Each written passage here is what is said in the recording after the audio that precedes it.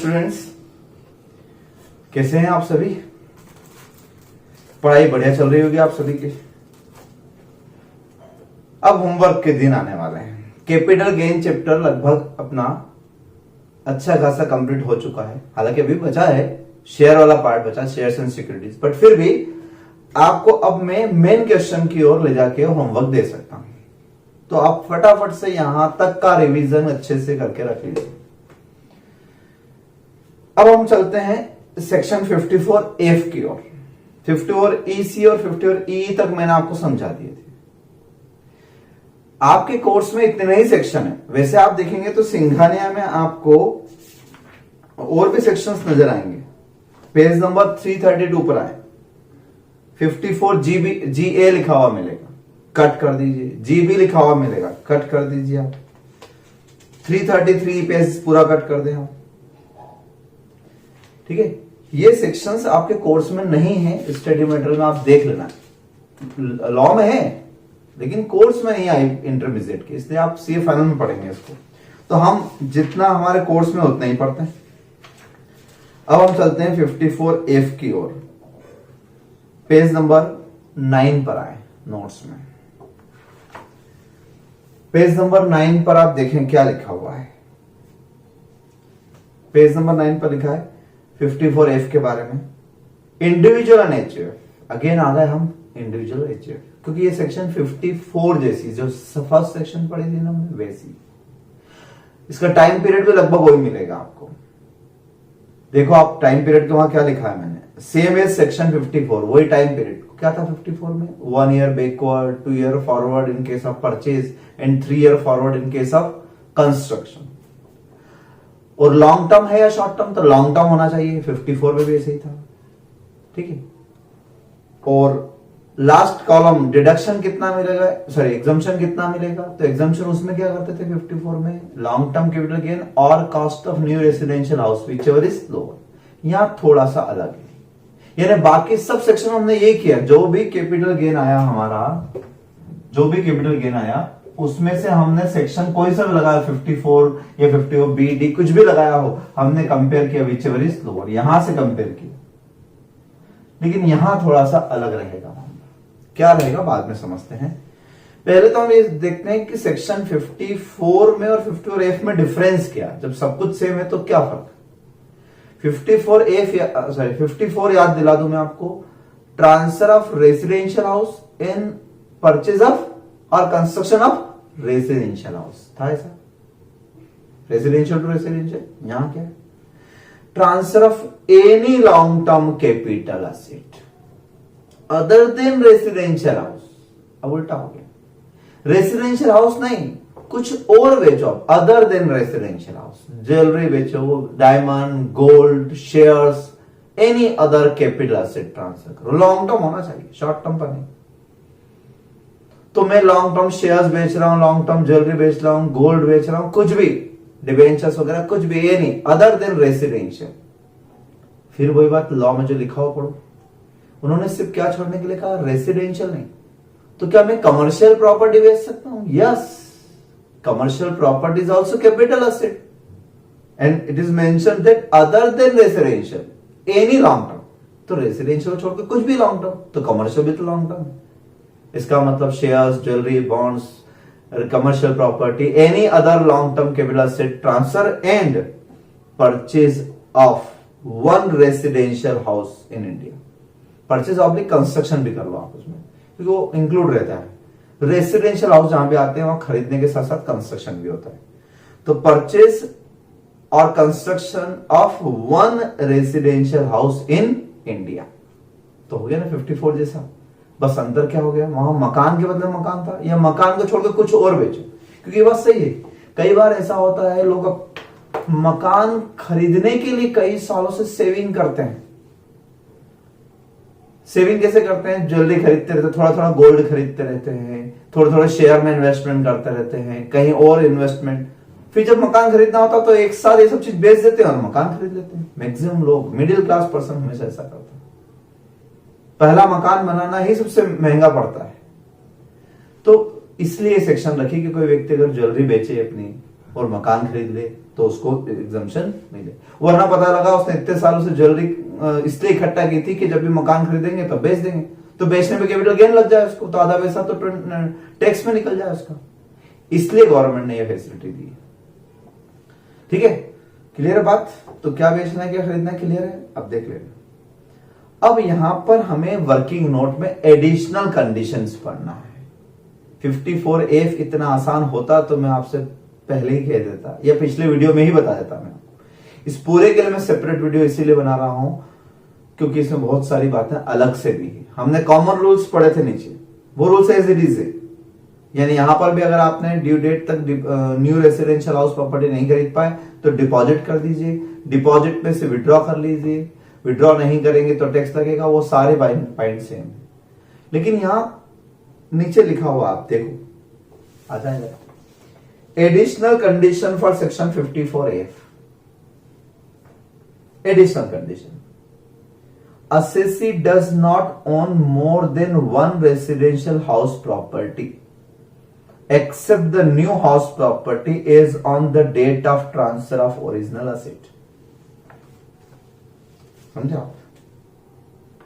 ये लाइन इतनी आसान नहीं है। assessee does not own more than one residential house property except the new means जिसपे वो एग्जम्पशन लेने वाला है उसे न्यू कहेंगे, तो उसको छोड़ दे। उसके अलावा उसके पास एक से ज्यादा मकान नहीं होना चाहिए। Not on more than one residential house property is on the date of transfer of original asset. ऐसी कोई कंडीशन 54 में थी क्या? 54 में नहीं थी। 54 में आपके पास 50 मकान भी है, कोई दिक्कत नहीं, एक मकान बेचा और खरीद लिया एक मकान, एग्जम्पशन मिलता। लेकिन यहां पर ऐसा कहा है, तो इसको समझने के लिए अच्छा और पूरी कंडीशन में एक साथ पढ़ा देता हूं, फिर एक साथ बताता हूं। एक और बात है, if within 2 years from the date of transfer of original asset the assessee purchase another residential house property और construct another residential house property within 3 years from the date of transfer of original asset, then exemption under 54F given earlier will be taxable in the year of default. यानी एक तो ये बोल दिया कि अभी नहीं होना चाहिए एक से ज्यादा, और ऊपर से ये रेस्ट्रिक्शन भी लगा दिया कि अगले 2 साल तक नया खरीदना नहीं है। And not construct with in 3 years another residential house property, मतलब आगे के लिए भी रेस्ट्रिक्शन है। ठीक है, अब इस बात को समझते हैं। समझने के लिए एग्जाम्पल पर आता हूं मैं। चलिए एग्जाम्पल भी हम बुक में से ही ले लेते हैं। बुक में आप आ जाए, इस बार अपना क्वेश्चन हो जाएगा पेज नंबर 328 पर, 328 पेज नंबर पर, P1 X and Y gives the following information। मिल रहा है आपको क्वेश्चन? क्या लिखा हुआ है? They do not own any residential house property। They do not own any residential house property। उनके पास कोई रेसिडेंशियल हाउस प्रॉपर्टी नहीं है। X and Y दोनों में से एक का करवाता हूं मैं, X का, Y का आप कर लीजिए। डेट ऑफ ट्रांसफर 10th में 19, डेट ऑफ परचेज है 2003, मीन्स लॉन्ग टर्म हो गया। पहले ही डिसाइड कर लेते हैं, लॉन्ग टर्म है तो इंडेक्शन करेंगे। Sales consideration 36,55,000। क्या बेचा? बेचा क्या है इन्होंने, ये तो देखो आप, तो ऊपर ही लिखा था टॉप पे, ट्रांसफर ऑफ गोल्ड। देखो ध्यान से, गोल्ड बेचा, कितने में बेचा? 36,55,000। अच्छा, स्टाम्प ड्यूटी वैल्यू वाला कंसेप्ट से लैंड बिल्डिंग बेचने पे आता है, बाकी किसी केस में नहीं आता। ध्यान रखना, बाकी किसी केस में अगर आपको गलती से दिया भी है या फिर कुछ और फेयर वैल्यू वगैरह कुछ दिया है तो ignore, only actual consideration to be taken. Cost of acquisition इतनी, एक्सपेंसेस इतना। To get exemption under 54F the following residential house property are purchase by X and Y at Pune. तो गोल्ड बेचकर उसने क्या करा? Long term gold, long term capital से transfer की और रेसिडेंशियल हाउस खरीदा। तो 54 तो लग नहीं सकता क्योंकि वहां तो रेसिडेंशियल बेच के रेसिडेंशियल लेना था, तो कौन सा लगेगा? 54F। ये क्लिक हो जाना चाहिए आपको कि क्या बेच के क्या खरीदना, बस यही तो सीखना है इस चैप्टर में।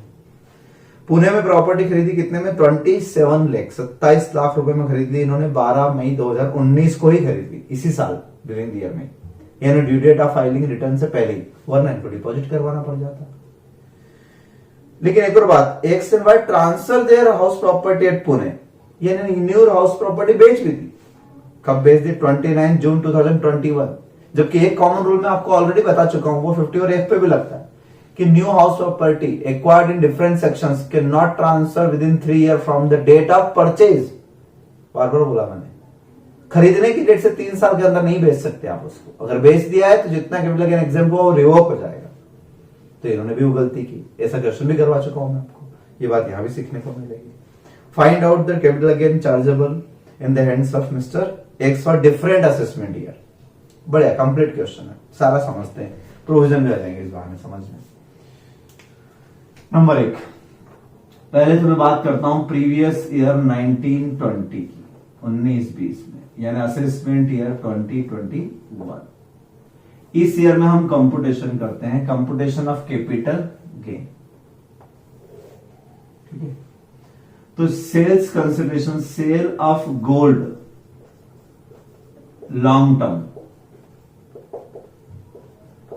ये बेचे इन्होंने गोल्ड। किस दिन बेचे? डेट ऑफ ट्रांसफर 10 मई 2019, 1920 में बेचे। कितने में बेचे? 36,55,000, 36,55,000।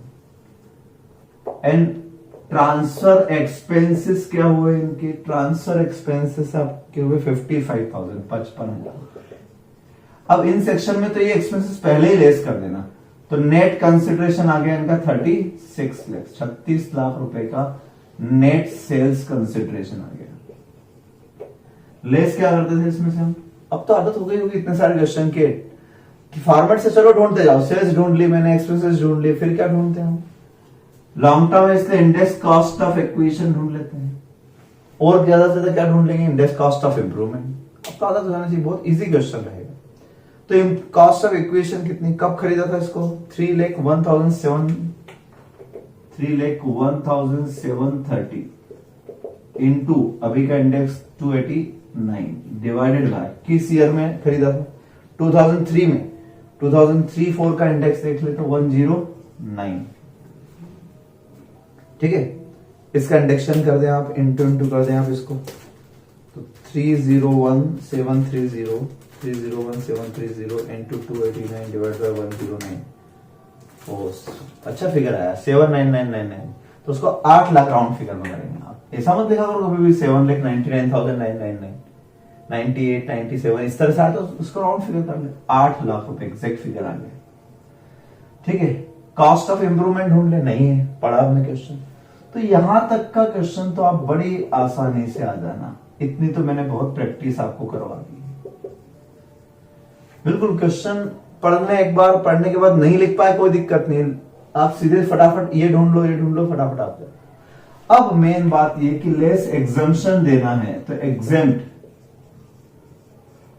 एग्जाम में भी प्रेजेंटेशन ऐसा ही होना चाहिए सिस्टमेटिक, एक एक चीज अलग अलग दिख जाए। अब एग्जेम्प्ट के लिए कौन सा सेक्शन लगाएं? तो अब आपको क्लिक होना चाहिए कि गोल्ड बेच के रेसिडेंशियल हाउस मींस 54F, तो एग्जेम्प्ट अंडर सेक्शन 54F। और सेक्शन अगर भूल जाओ एग्जाम में तो बिल्कुल गलत सेक्शन कोट मत करना, आप बस एग्जाम्प्ट वर्ड लिख देना।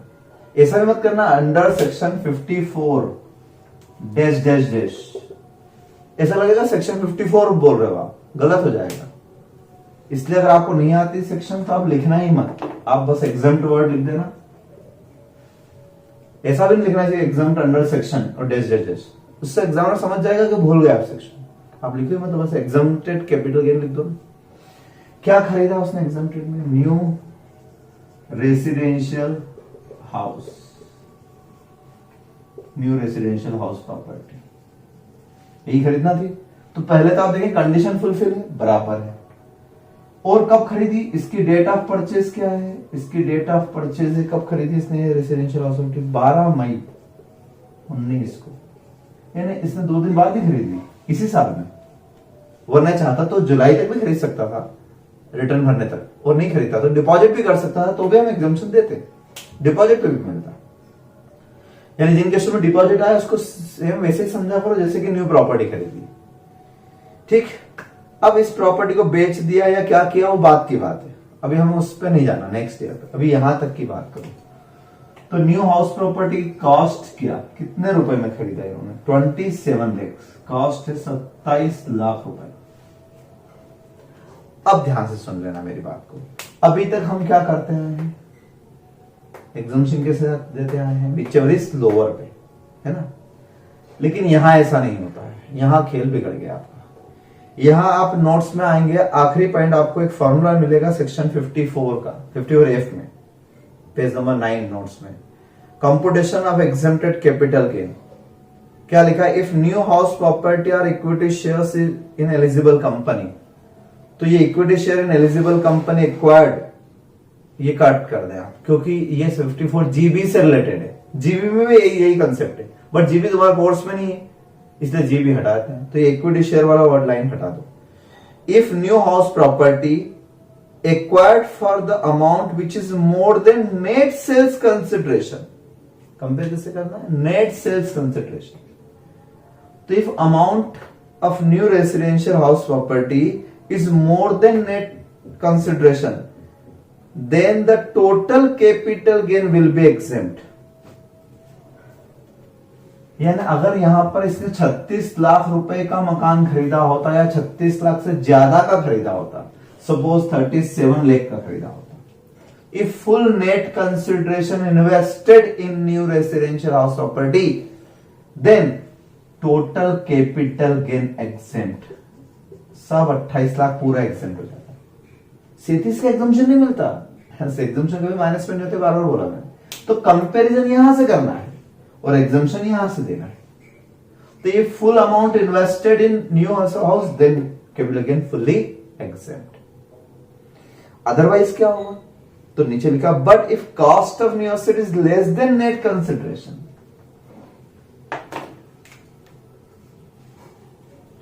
if cost of new asset is less than net consideration, then the pro rata deduction will be allowed। अब यहां पर आपने 36 लाख पूरे इन्वेस्ट नहीं किए, कम की, तो कम डिडक्शन मिलेगा आपको, फुल डिडक्शन नहीं मिल सकता। कितना मिलेगा, प्रो राटा। तो प्रो राटा के लिए फॉर्मूला लिख जरूर दिया, लेकिन कोई रटने की जरूरत नहीं, सीधा सा कंसेप्ट है। 28 लाख का एग्जम्पशन कब मिलता आपको, अगर आप पूरा अमाउंट इन्वेस्ट कर देते, तो 28 लाख का एग्जम्पशन आपको तब मिलता जब आप पूरे 36 लाख रुपए इन्वेस्ट करते, है ना। तो लॉन्ग टर्म कैपिटल गेन लिखा, डिवाइडेड बाय क्या लिखा मैंने, नेट सेल्स कंसिडरेशन। तो 28 लाख का एग्जम्पशन मिलता है इफ 36 लाख इन्वेस्टेड, बट इसने तो सिर्फ 27 लाख इन्वेस्ट किए, तो into cost of new asset 27 lakh. तो प्रोपोर्शनेट निकाल लेते हैं हम, 28 लाख डिवाइड बाय 36 इंटू 27, ठीक है, यानी ये हो गया आपका 21 लाख, 21 लाख रुपए का ही एग्जम्पशन हम दे पाएंगे। बाकी के 7 लाख क्या हो जाएंगे, टैक्सेबल हो जाएंगे, ये टैक्सेबल हो जाएंगे। तो एक कंसेप्ट तो ये याद रखोगे, आपके एग्जम्पशन मिलता कैसे, इसमें प्रोपोर्शनेट प्रो राटा मिलता है if cost of new asset is less than net consideration, ठीक है। और अगर मोर देन होते तो फिर मुझे फॉर्मूला करना ही नहीं पड़ता, फॉर्मूला लगाना ही नहीं पड़ता। क्लियर है बात। चलिए अब इसने क्या करा, एक और गलती, इस न्यू प्रॉपर्टी को इसने बेच दिया। अच्छा एक और बता दूं कि अगर ये 27 लाख डिपॉजिट किए होते तो भी ऐसे ही करता, सेम तरीका रहता, डिपॉजिट करने पर भी सेम। मान लो 27 लाख रुपए का मकान नहीं खरीदा, डिपॉजिट किया, तो कम डिपॉजिट किया ना, 36 लाख से कम किया तो सेम प्रोपोर्शनल डिडक्शन मिलेगा। तो डिपॉजिट को आप न्यू एसेट जैसा ही मांगे करा करो, सेम आएगा आंसर। अब इसने न्यू प्रॉपर्टी, क्या रूल है अपना कॉमन सभी सेक्शन में, वो तो नॉर्मल रूल है कि new property can not transfer within 3 year from the date of purchase, not date of transfer, from the date of purchase, यहां से 3 साल। इसने तो बेच दी, कब बेच दी इसने, 29 जून 2021 को बेच दी, 12 मई को खरीदी और 29 जून 2021 में बेच दी। ये न्यू हाउस, ये डेट ऑफ परचेज है और ये डेट ऑफ ट्रांसफर है, बेच दी। तो पहले तो हम ये देख लेते हैं कि 3 साल के अंदर अंदर बेच दी क्या, यस विद इन 3 ईयर, इसका मतलब ये एग्जम्पशन रिवोक होगा, एक बात। दूसरी बात, किस ईयर में टैक्स लगेगा, इस ईयर में लगेगा। कौन सा ईयर है ये आपका previous year 21-22 means assessment year 22-23। अब लॉन्ग टर्म है कि शॉर्ट टर्म, तो मैंने कहा था जब ये वापस न्यू प्रॉपर्टी बेचो तो आप 2 मिनट के लिए ये भी देख लेना कि लॉन्ग टर्म है कि शॉर्ट टर्म, यानी इंडेक्शन करना है या नहीं करना है। तो यहां पर आप देखो 24 महीने का रूल होना चाहिए, हाउस प्रॉपर्टी में 24 महीने का रूल लगता है। 12 मई 19 से 20 21 वो जून आ गया, बिल्कुल मोर देन 24 मंथ है, more than 24 month. So long term हो गया, तो लॉन्ग टर्म कैपिटल गेन आएगा। ठीक है, तो नंबर 1 क्या लिखते हैं हम? सेल्स कंसिडरेशन लिखते हैं। Sale of Pune house, Pune में जो मकान खरीदा था इसने वो बेच दिया, इसने कितने में? 36 लाख, 36 लाख रुपए में इसने बेच दिया। और यहां स्टाम्प ड्यूटी वैल्यू दी होती तो हम वो लेते 50C लगाते सेक्शन, 36 लाख, 36 लाख रुपए में बेच दिया। लेस एक्सपेंसेस कुछ है क्या? नहीं है एक्सपेंसेस के बारे में, एक्सपेंसेस नहीं है तो किस पे आ जाते हैं? इंडेक्स कॉस्ट ऑफ एक्विजिशन पे आ जाते हैं, लॉन्ग टर्म इसलिए। अब कॉस्ट ऑफ एक्विजिशन का रूल मैंने आपको क्या बताया था? मैंने बाकी सब सेक्शन में मैंने क्या कहा आपसे कि कॉस्ट ऑफ एक्विजिशन क्या होती है इस केस में, जब when new property is sold out, तो मैंने आपको बताया था cost of acquisition equal to original cost 27 lakh, खरीदा कितने में? 27 में खरीदा, ये लिखवा रखा मैंने, आप जाना पीछे दूसरे वीडियो देखना। Original cost 27 lakh minus exemption claim. तो बाकी सेक्शन अगर होते, यानी सेक्शन 54 में एग्जांपल आप देख लेना, मैंने 54 का क्वेश्चन करवाया भी था सेम, पर भी मकान नोएडा वाला बेचा था, तो 27 लाख रुपए में से मैं 21 लाख लेस कर देता और 6 लाख को ही कॉस्ट मानता, उसी का इंडेक्सेशन करता, जो भी करता मैं, और वो लिख देता है। और इस पूरे को हम क्या कहते थे? वहां शॉर्ट टर्म कैपिटल गेन, याद करो सब सेक्शन में ऐसा था, लेकिन यहां थोड़ा अलग है मामला, यहां थोड़ी सी गड़बड़ है। यहां ऐसा है कि यहां पर आप इंडेक्स कॉस्ट ऑफ 27 लाख रुपए की कॉस्ट को एज इट इज लिखेंगे, इनटू इंडेक्सेशन करेंगे, इंडेक्सेशन 27 लाख कब का है ये? मई 19 और 19-20 का 289, और इनटू कर देंगे इस ईयर का इंडेक्स। अब इस ईयर का इंडेक्स तो है नहीं, तो निश्चित तौर से सिंघानिया में एजम्पशन लिया होगा, वही एजम्पशन हम भी ले लेते हैं। एजम्पशन इन्होंने मान लिया 310, 310 मान लिया, 310 मान लिया, 310 मान लिया, ये अज्यूम्ड है। ठीक है, अज्यूम करने के बाद इंटू करने पर कितना निकलेगा आपका इंडेक्सेशन? 28,96,194। ये आपका capital gain, long term capital gain, और शॉर्ट टर्म होता तो शॉर्ट टर्म मानते हैं इसको, ठीक है, पर लॉन्ग टर्म है तो लॉन्ग टर्म मानेंगे। 7,03,806, 7,03,806 है ना। ये तो हुई नॉर्मल कोर्स की बात, जैसा हम करते आए हैं, लेकिन बात ये थी कि ये तो डिफॉल्ट था ना, क्योंकि इसने न्यू प्रॉपर्टी 3 साल के अंदर बेची, तो ये रिवोक होना चाहिए। बिल्कुल सही बात, ये रिवोक होगा। ठीक है, revocation of exemption under section 54F claimed in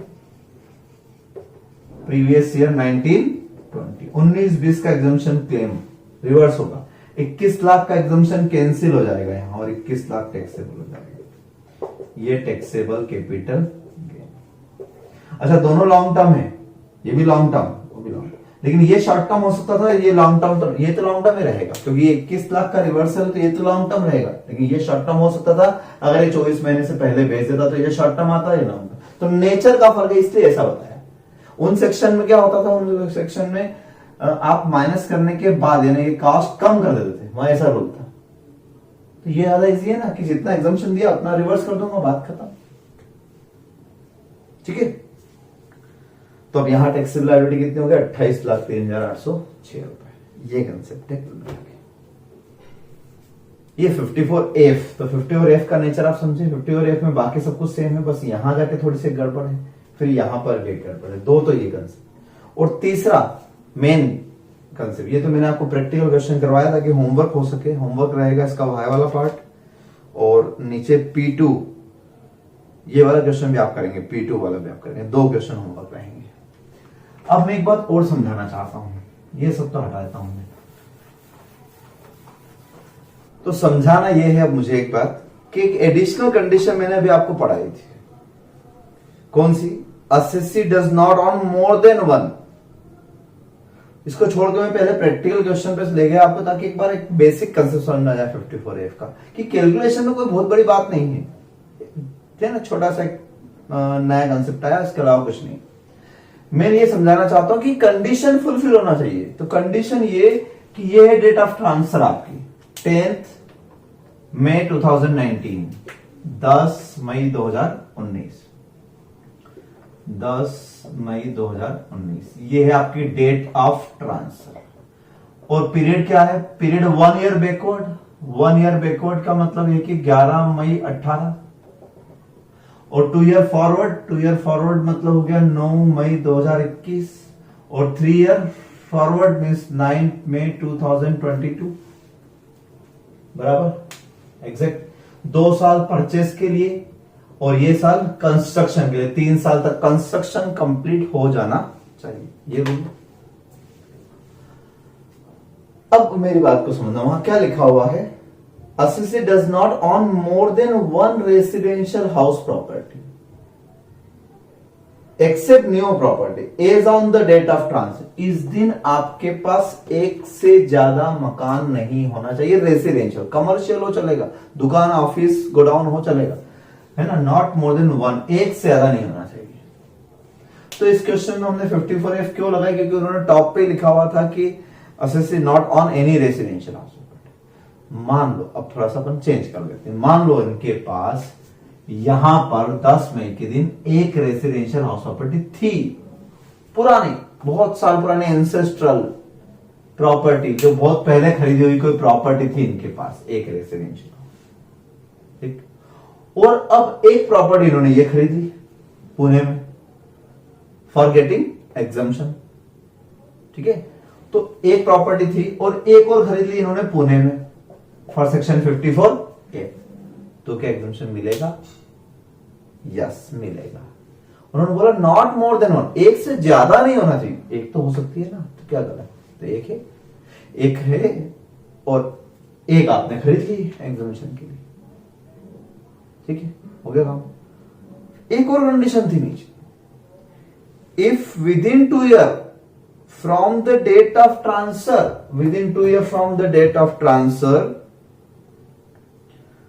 of original asset, the assessee purchase another residential house property or construct within 3 years another residential house property from the date of transfer of original asset, then exemption under 54F given earlier will be taxable in the year of default। यानी एक और restriction, एक यहां थी property, ठीक है, फिर आपने एक खरीद ली पुणे में, आपको एग्जेम्पशन मिल गया, ठीक है, ये भी सही। अब आप अगला मकान अगले 2 साल तक खरीद नहीं सकते और ना अगले 3 साल तक कोई new residential house property construct करवा सकते। अगर करवा लिया तो क्या होगा? मान लो यहां पर मैंने एक और मकान कंस्ट्रक्ट करवा लिया इस ईयर में, बिल्कुल लास्ट में, आखिरी में एक न्यू हाउस प्रॉपर्टी कंस्ट्रक्ट करवा ली, तो आपका ये कैपिटल गेन एग्जेम्प्ट जो हुआ था इधर, वो कैंसिल हो जाएगा उस ईयर में। अगेन टैक्सेबल 21 लाख रुपए इस ईयर में फिर से टैक्सेबल हो जाएंगे। तो ये भी झंझट है इसमें, समझा आप? यानी रेस्ट्रिक्शन सिर्फ यही नहीं है, as on the date of transfer, आगे तक भी है, आगे तक भी आप अनादर मतलब इसको छोड़ के, जो नया खरीदा इसको छोड़ के, यानी एक ये है और एक ये, 2 है ना। अब अगला कोई भी मकान आप ना खरीदेंगे ना बनाएंगे, ठीक है। बना लिया, खरीद लिया तो क्या होगा? रिवोक हो जाएगा, तो अगेन ये क्या हो जाएगा? Taxable in the year of default. एक बार ये एक केस हुआ आपका। चलिए, और बदल के डिफरेंट केस, क्योंकि डेफिनेटली क्रॉस क्वेश्चन बहुत सारे आते हैं, मैं मैक्सिमम डाउट तो आपको यही बता देता हूं। मान लो कि उसके पास यहां एक भी प्रॉपर्टी नहीं थी, कोई प्रॉपर्टी नहीं, 0, जैसा इस क्वेश्चन में हुआ था। अब उसने एक खरीदा पुणे में, एग्जामिशन मिलेगा, क्योंकि he does not own more than one house is on the date of transfer, so he is entitled to get exemption under 54A। ठीक। अब सपोज ये बंदा अगले 2 साल में या अगले 3 साल में एक और मकान खरीद लेता है, अनदर रेसिडेंशियल, तो क्या इसका कैपिटल गेन एग्जेम्प्ट जो हुआ था वो कैंसिल होगा, क्योंकि रूल है। तो आप ये मत सोचना कि सर 2 मकान के तो आपको यहां पर रिलेक्शन था, 2 मकान का नहीं था, एक यहां हो सकता है और एक नया खरीद सकते हो, ऐसा। अगर यहां नहीं है, ठीक है, यहां नहीं है आपका मकान, तो वो एक मकान का जो फायदा मिल सकता था वो गया आपका मकान। अब आपने नया मकान खरीदा, एक तो एक ही है ना आपके पास, अब अगला आप नहीं खरीद सकते। तो ये मत सोचना कि हर बार 2 मकान की छूट है। 2 कैसे होते? अगर एक यहां होता और एक नहीं खरीदते 2, अब अगला मकान वो नहीं खरीद सकता। तो ध्यान रखना ये एक वाला कंसेप्ट यहां लगेगा, या तो 0 या 1 वाला कंसेप्ट यहां पर लगेगा, ध्यान रखना, है ना। तो यहां है अगर मकान एक तो चलेगा, नहीं है तो भी ठीक है। आपने जो नया रेसिडेंशियल हाउस परचेस किया उस पर एग्जम्पशन ले लो, अब अगला मकान आप नहीं बनाएंगे, अगर बनाएंगे तो एग्जम्पशन कैंसिल हो जाएगा। सर यहां पर ये 2 मकान होते तो रेसिडेंशियल हाउस, 2 रेसिडेंशियल, कमर्शियल की बात ही नहीं कर रहा, ठीक है, 2 रेसिडेंशियल हाउस प्रॉपर्टी होती है, तो क्या वो नए मकान पुणे पे एग्जम्पशन मिल पाता? नहीं मिलता। मैं यहां 0 लिख देता, पूरे 28 लाख टैक्सेबल होते, बिकॉज कंडीशन नॉट फुलफिल। तो यहां एक से ज्यादा नहीं हो सकते, 2 अगर होते तो फिर एग्जम्पशन मिल जाएंगे। इन 2 में से एक कमर्शियल होता, एक रेसिडेंशियल होता, तो एक कमर्शियल अगर होता और एक रेसिडेंशियल होता तो चलता, एक कमर्शियल, क्योंकि कमर्शियल को तो हम काउंटिंग में लेंगे ही नहीं ना। Does not run more than 1, तो एक है और एक और खरीद लिया तो एग्जम्पशन मिलेगा। इतने सारे सिचुएशन। और एक सिचुएशन सुनो आप मेरी, सपोज ये पुणे वाला हाउस जो इसने 12 मई को खरीदा, इधर ये पुणे वाला हाउस ये पहले ही खरीद लेता, क्योंकि यहां तो बैकवर्ड रूल है ना, 1 साल पहले भी खरीद सकते हो। तो ओरिजिनल असेट गोल्ड बेचने से पहले, ये गोल्ड यहां पर बेचा उससे पहले आपने यहां रेसिडेंशियल हाउस प्रॉपर्टी खरीद ली होती, सपोज 1 जून 18 को, ठीक है, तो क्या, और कितने रुपए में खरीदी? 27 लाख रुपए में। अब उसके पास एक मकान तो ये हो गया रेसिडेंशियल, और एक पुराना चला आ रहा है रेसिडेंशियल, तो इस दिन उसके पास 2 हो गए। कितने हो गए? 2 हो गए। एक पुराना जो एंसेस्टर चला रहा वो, और एक और खरीद लिया उसने new residential house property within 1 year before the date of transfer, तो 2 हो गए। ठीक, आगे कुछ भी नहीं खरीद रहा, अभी आगे कुछ भी नहीं खरीद रहा है, तो क्या इस प्रॉपर्टी पे उसको एग्जम्पशन मिलेगा? सोचो, मिलेगा। क्यों मिलेगा? क्योंकि क्या लिखा था यहां पे, आप फिर से बार बार पढ़ो उसको, assessee does not own more than 1 residential house property other than new. क्या लिखा था? Other than new. न्यू मतलब जिसपे एग्जम्पशन ले रहा है उसको छोड़ दो, और ये जो विद इन 1 ईयर वाला उस पर एग्जम्पशन मिलेगा ना, तो इसको अगर मैं छोड़ देता हूं, ठीक है, तो फिर तो मेरे पास एक ही मकान बचा ना, तो फिर तो कंडीशन सेटिस्फाइड है, तो मैं इस पे एग्जम्पशन लूंगा। अब अगला मकान मैं अगले 2 साल तक ना खरीद सकता हूं ना बनवा सकता हूं। आई बात समझ में? तो अगर विद इन 1 ईयर आप खरीदते हो तो ये न्यू कहलाएगा, और न्यू कहलाएगा तो वहां लिखा अदर देन न्यू, यानी इसको छोड़ के और गिन काउंटिंग करना है आपको। अगर मान लो यहां पर 2 मकान होते और एक ही है, 3 हो जाते सपोज, तो 3 में से अदर देन न्यू, इसको छोड़ भी देता तो भी कितने बचते? 1 हटा भी देता अगर मान लो न्यू वाला, तो भी कितने बचते? 2। तो फिर एग्जम्पशन नहीं मिलता। इतनी सारी कंडीशन आपके साथ यहां पर है, तो ये वाला जो पॉइंट है ना, ये थोड़ा कॉम्प्लिकेटेड है, इसको आप ध्यान से पढ़ लेना, वीडियो को बार बार रिपीट कर लेना। आप या तो सबसे बढ़िया होता है लॉ का प्रोविजन, पत्थर की लकीर होता है, आप एज इट इज रख लो याद कि does not on more than 1 residential house other than new. अगर ये लाइन आपको याद रहेगी, मतलब आप बाकी जितनी सिचुएशन होगी है ना, उन सब कंडीशन में एग्जम्पशन नहीं मिलेगा, अगर ये कंडीशन होगी तो ही एग्जम्पशन मिलेगा, तो आप चेक कर लेना। क्लियर बात? सारी बात क्लियर कर दी मैंने। डिपॉजिट स्कीम वाली बात करें तो P2 जो क्वेश्चन है, P2 क्वेश्चन आप करके देखना, उसमें डिपॉजिट करवाया है इन्होंने, और डिपॉजिट करने के बाद विड्रॉ किया है, कि डिपॉजिट करने के बाद क्या है? विड्रॉ किया है। जैसे सपोज इस क्वेश्चन में मान लो 27 लाख रुपए डिपॉजिट किए होते, मैं उसका डाउट आपको यहीं क्लियर कर दूं क्योंकि आएगा 100% P2 में, पेज नंबर 328 पर 27 लाख रुपए डिपॉजिट किए होते, इसने डिपॉजिट किए होते 12 मई के दिन, है ना, तो ऐसे एग्जम्पशन मिल जाता है, इसको बात खत्म। अब इस 27 लाख रुपए में से विड्रॉ करता है विद इन, ठीक है, इस पीरियड में विद इन 2 ईयर और विद इन 3 ईयर। इस 27 लाख रुपए में से सपोज इसने 25 लाख विड्रॉ करके और new residential house property construct करवा ली इस पूरे पीरियड में। सही कह रहा, तो जो सही करते हैं उसमें कुछ भी नहीं करते, लेकिन जो 2 लाख रुपए बच गए, यानी अनयूटिलाइज्ड अमाउंट 2 लाख रुपए बच गए ना, उसका रूल अपना शुरू से क्या चला रहा है, in case of deposit scheme, unutilised amount और मिस यूटिलाइज अमाउंट। तो मिस यूटिलाइज अमाउंट तो टैक्सेबल होगा in the year of default और unutilised amount taxable on expiry of time period. Expiry यहां हो रही टाइम पीरियड की 3 साल की। तो ये कौन सा ईयर है? ये ईयर है आपका प्रीवियस ईयर 22-23। इस ईयर में इस अनयूटिलाइज अमाउंट पर टैक्स लगेगा। तो अब तक के सारे सेक्शन में सीधे उठा के आपने लिख दिया 2 लाख रुपए टैक्सेबल, खत्म बात। लेकिन यहां ऐसा नहीं होगा। यहां प्रॉब्लम ये है कि 27 में से विड्रॉ करा नहीं, ये 27 में से है नहीं। तो क्या आपका पूरा 27 लाख एग्जम्प्ट हुआ? आपको 27 में पूरा एग्जम्पशन मिला क्या? आपको 27 में प्रोपोर्शनल एग्जम्पशन मिला। आप देखो जरा ध्यान, मिला ना, प्रोपोर्शनल मिला।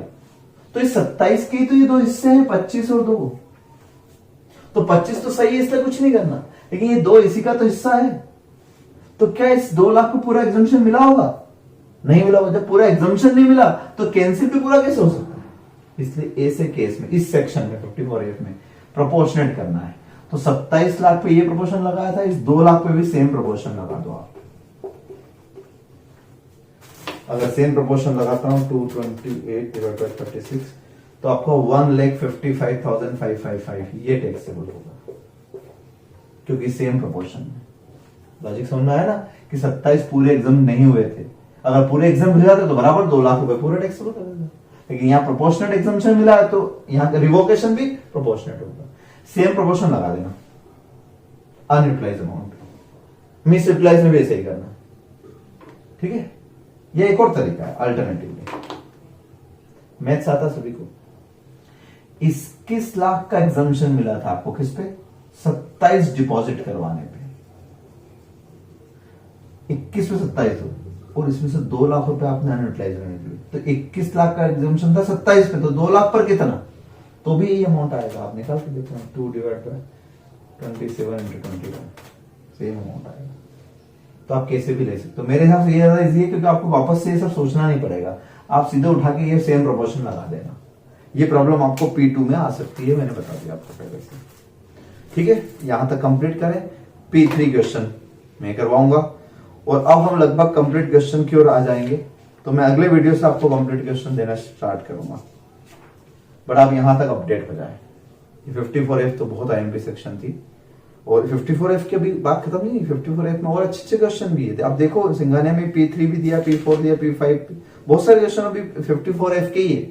तो मुझे ये करवाना है, ये मैं करवाऊंगा आपको। तब 54F खत्म होगा, फिर हम अगले टॉपिक पर आएंगे। और अगला टॉपिक आखिरी बचेगा अपना, वो है शेयर्स एंड सिक्योरिटीज वाला पॉइंट। बस उसके बाद कैपिटल गेन चैप्टर खत्म, ठीक।